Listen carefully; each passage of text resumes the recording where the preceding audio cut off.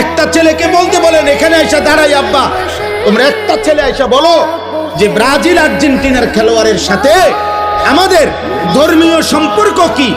যদি ধর্মীয় কোনো সম্পর্ক না থাকে তো আমাদের রাষ্ট্রীয় সম্পর্ক কি? বাংলাদেশের অর্থনীতি, সামাজিক, বাংলাদেশের উন্নতি, প্রগতি, আধুনিকতার জন্য শুধু মাতৃভূমির মায়াও যদি থাকে, একটা নাফরমান বল বেটা এখানে দাঁড়ায় আর্জেন্টিনার ব্রাজিলের খেলোয়াড়ের সাথে আমাদের বাংলাদেশের উন্নতির কি সম্পর্ক? বল। ইসলাম তো আছে নাই, রাষ্ট্রের বলেন, রাষ্ট্রের বলতে এ দেশের উন্নয়নে কথা বলেন না। আমাদের সাথে ওদের কি কি লেনদেন বলেন আঙ্কেল, বলো না আব্বা।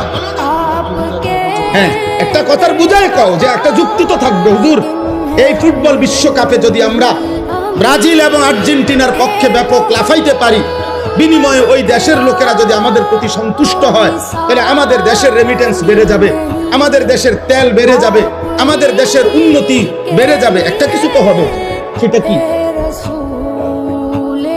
বলো না আব্বা, বলো।